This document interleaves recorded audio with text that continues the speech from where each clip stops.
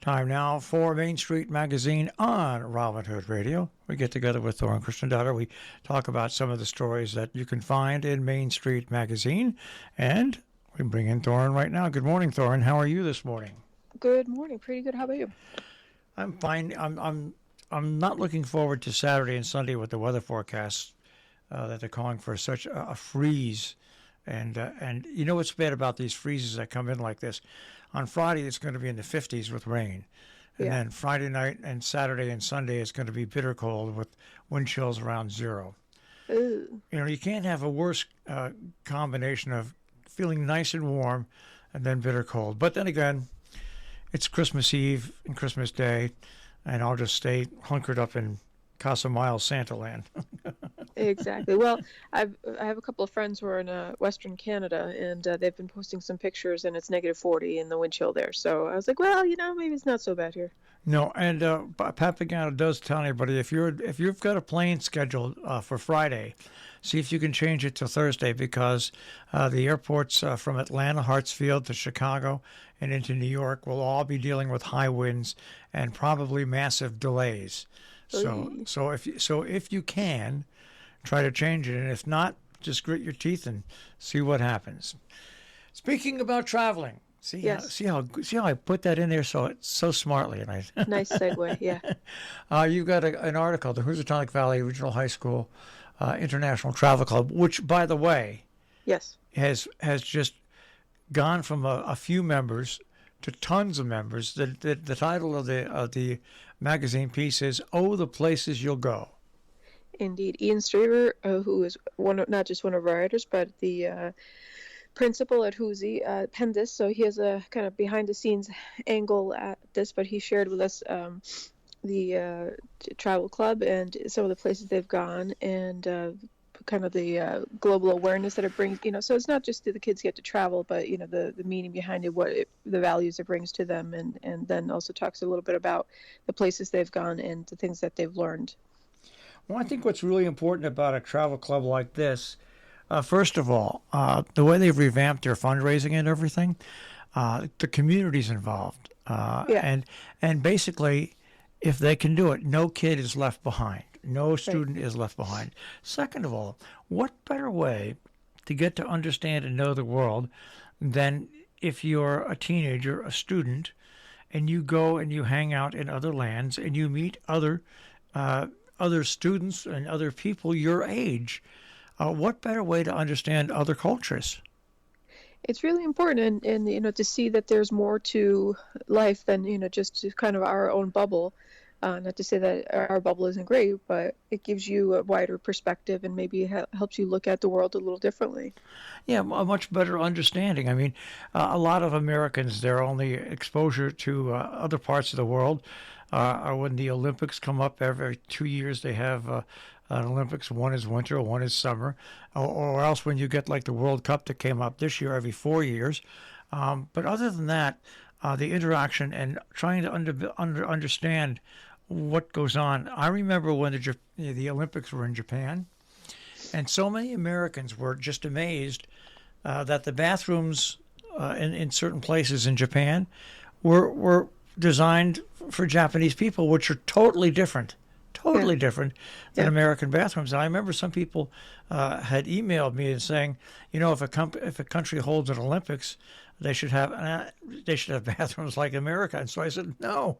That's not the purpose of the Olympics.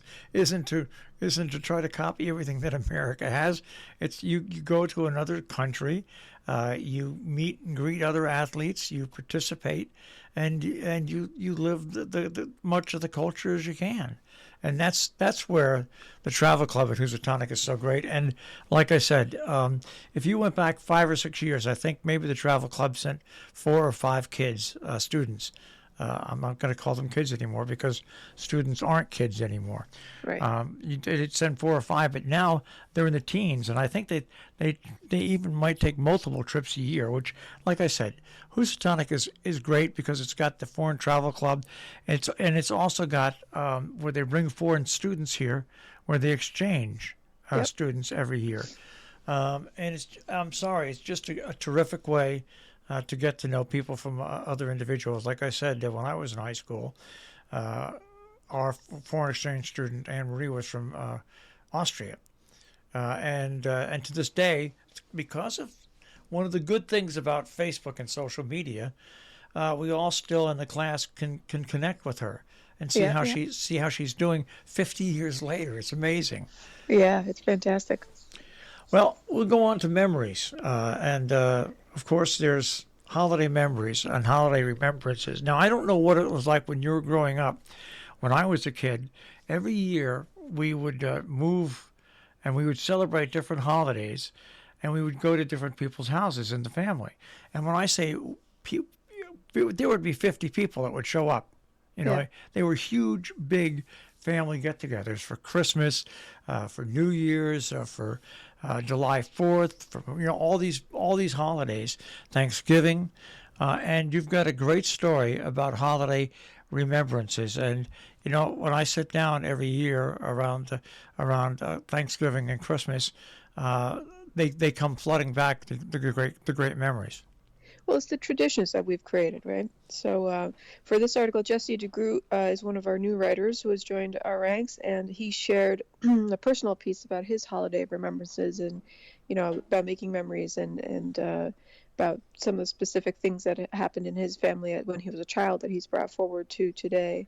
And so it's a, fairly personal piece, but I think it still resonates with a lot of us, just like you said, your holiday traditions and having 50 people gathered at your table. It was, and I love the pictures that he's got in the story, and it just it reminded me of whenever it was Thanksgiving or Christmas, I would always hang out in the kitchen with my grandmother and her sisters. Yeah.